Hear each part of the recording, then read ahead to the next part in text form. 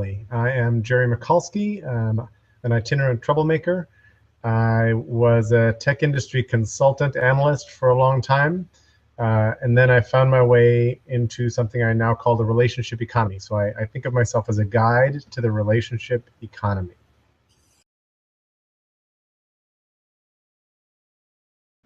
So what we've done is we've not only industrialized education, but we've also consumerized education.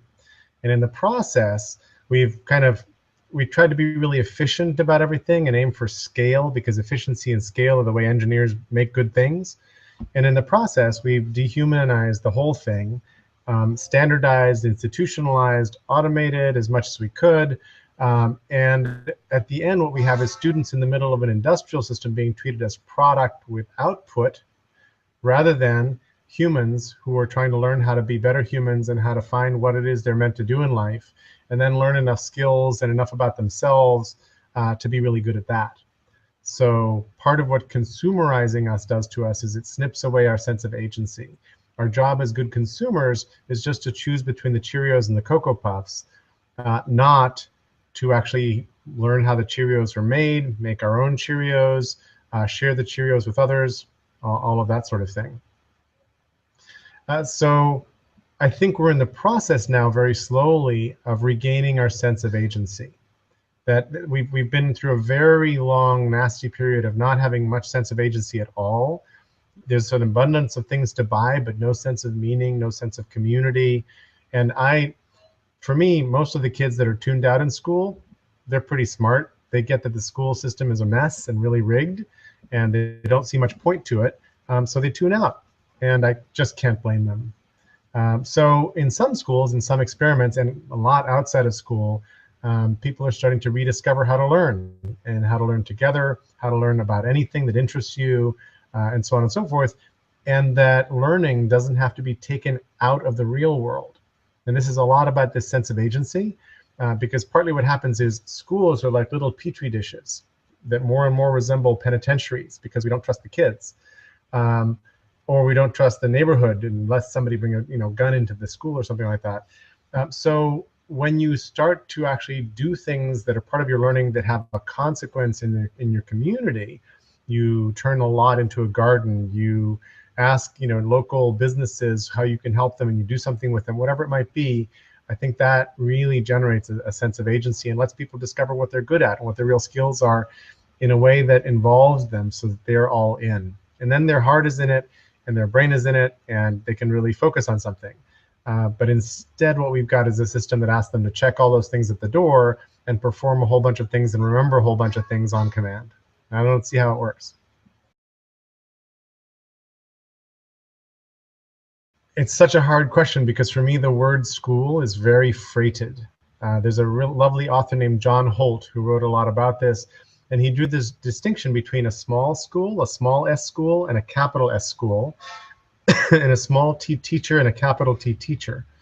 And the difference was mostly institutional. Is that a school with a capital S is the thing you have to go to. It's the compulsory education system.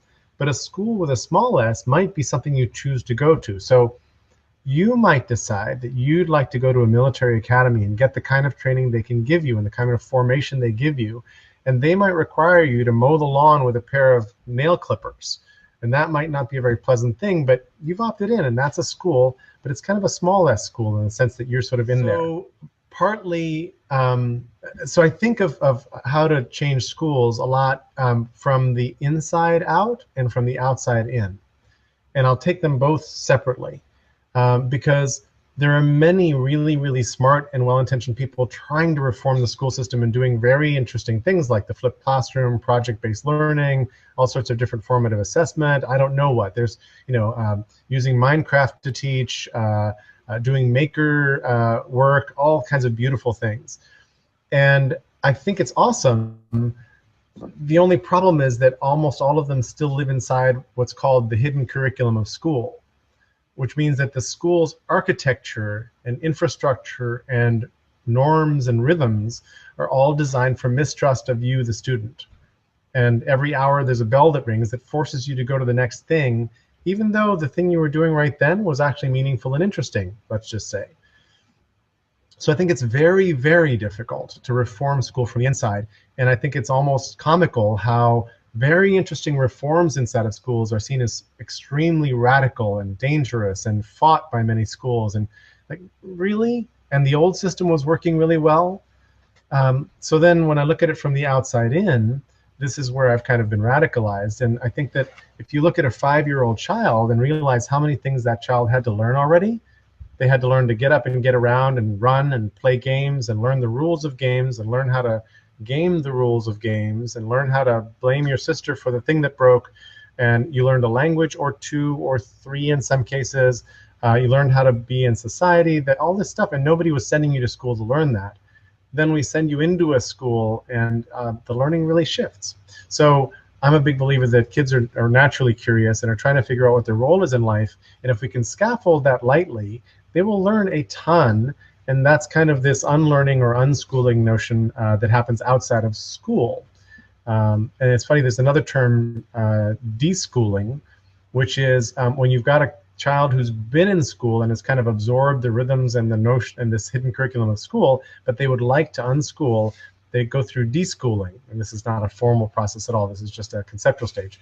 And deschooling is a little bit like detox.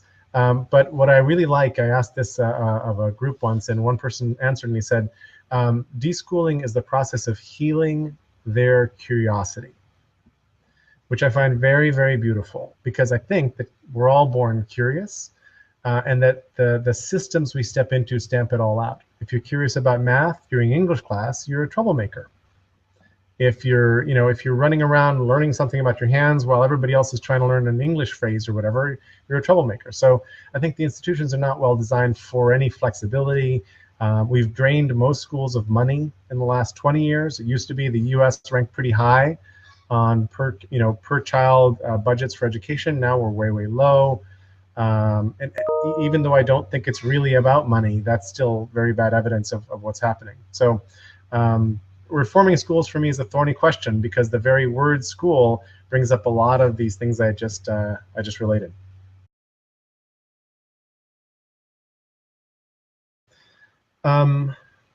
The curriculum and the pedagogy of school is sort of known. It's, there's math, there's science, there's English, whatever else. We call that kind of the curriculum. And a curriculum comes from a Roman word for a racetrack, like the curriculum is from running. A curriculum is where you run around and around.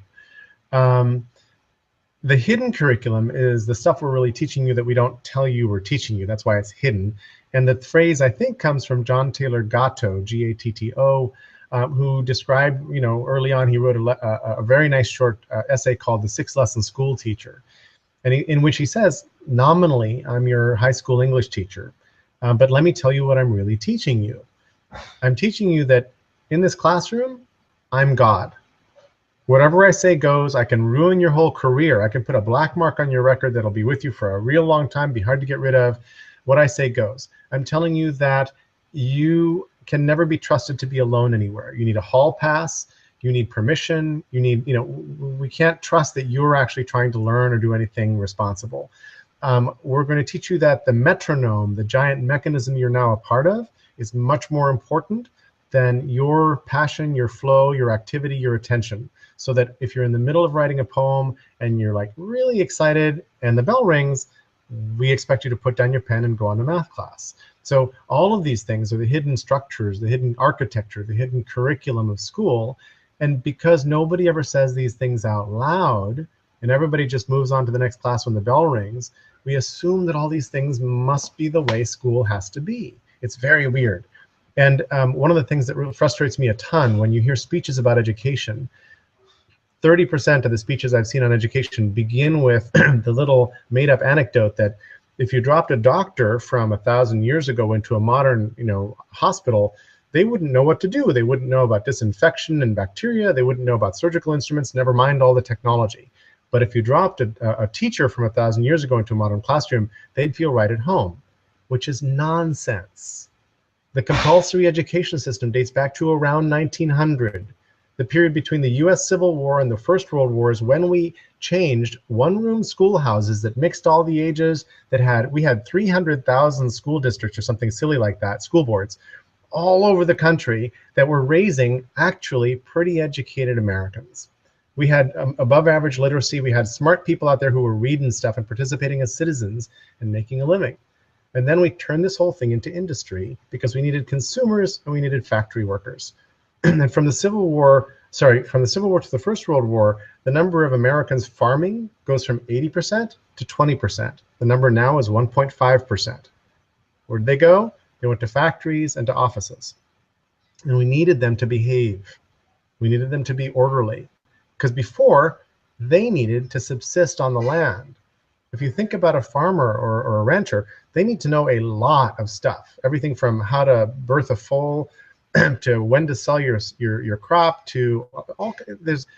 Every field is represented in staying alive on the land. And so we kind of dumbed the whole thing down.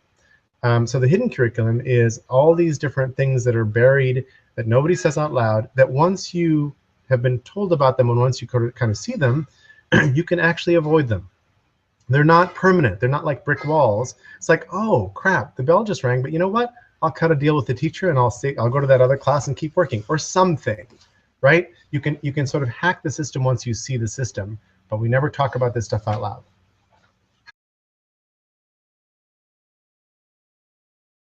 I think the major force against really changing education in a big way, and I keep going back to learning. I don't think there's really such a thing as teaching or education, and I'm not very fond of schools, the word schools. So I just go back to learning, and I think learning is a natural instinct we have. I think there are many valid reasons why many people on Earth who are living in very, very crappy situations might not want to learn the official thing they're supposed to learn. But you know what? Most of those people are smarter than we are, because I defy anybody listening to this video to stay alive for 5 days in a favela in Rio or in Kibera, the slums just outside of Nairobi. Like, we don't have we don't know how to stay alive in a bad, hard situation like that. We're sort of coddled because food is produced for us, and we either buy it or show up at the counter and there's food, simple things like that. We have running water, we have toilets. So I think part of the problem here is that education or learning touches everybody's lives and everybody has a really strong feeling about it. And for parents, it's about their kids' future.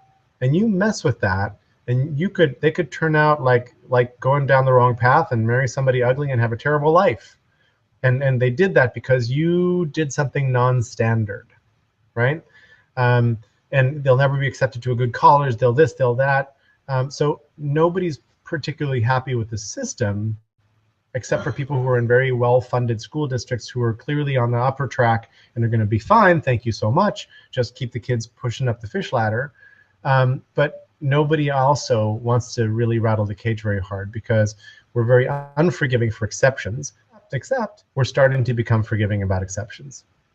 The better schools are beginning to accept kids who have unschooling or this or that. And I think it was Swarthmore that said, look, you don't have to pass anything, just write these 5 essays and send us the application, and if we like what you wrote, you're in, we're good, et cetera, et cetera. So I think we're seeing a lot more flexibility. What we haven't seen is this known broadly in the world by everybody. So I would love to see, for example, the 5 top employers in some city in the world write a public letter that's in all the newspapers and on the web and all that kind of thing that says, we are open to hiring people who don't have any kind of degree. Here's a way to show us what you know. And you don't need to have all this credentialing. In fact, we've discovered that credentialing works against progress and innovation a lot. And they would get very, very interesting applicants, and they could use social methods to vet the applicants. They could invent a whole series of new things to figure out who's going to fit and what we want, right? But we don't do that. We don't tinker a lot with systems because it's hard to invent new things. And we don't know enough stories about what works in the world, and we're very afraid of change. Lots of companies talk that they want disruptive innovation. They don't really want disruptive innovation. They don't. They say so, but they don't. And neither do these big institutions that have salaries and manuals and industries on how to train people. All this stuff is just behind the scenes and has been going for decades and really doesn't want to be put out of work at all. So the momentum of a bureaucracy tends to replace innovation, intuition, society, judgment, relationship, all those nifty things. Well, I think if I ran a school, or I lived right next to a school and had some influence over the school or something like that, or if a school were very brave, what they might do is stop school for a week, teach everybody the hidden curriculum of school, out the thing, be very explicit about it, and then reorganize the school with the kids as full participants in a very democratic free school kind of way, and build systems and norms and processes, and effectively reappropriate the structures of the school in some new way. I mean, schools are cool because they've got auditoriums and rehearsal rooms. They've got biology labs. They've got all kinds of cool places where you can actually meet and do stuff that are hard to get in the world. So turn them into maker spaces where you can reserve time on the devices. That seems to be easy to do with today's technology. Bring in people of other ages. Why are we dividing up kids into accidental 12-month cohorts? It's absolutely stunningly ridiculous what we do. So I would deeply rethink what the school does, and turn over a lot of agency and responsibility to the people being educated, who are just as important to this whole system, even though they're going to sort of go up and go through. And then we wonder why alumni don't care and they don't have any loyalty, right? Because they were just product being turned out by the factory. But why don't we make this more about how to learn in community, and be serious about that? So I think that I have no desire to tear down the schooling system or the structures of school, the buildings of school. I would like to nurture things that are beautiful outside of school that enhance learning, so that anybody can try them, so that they don't cost anything to do, and hope that people will then try more and more of that. I'd like them to be able to try it in a safe way and then keep doing more of it as they want to. And then I'd love to see schools repurpose their structures. This notion of putting a little flat panel display on the door of most of the doors in a school, and anybody in the community can check out that room to go do something, the way any normal company does now for all of its open spaces or meeting rooms. It's a great notion to treat the space as a learning space for everybody, for the community.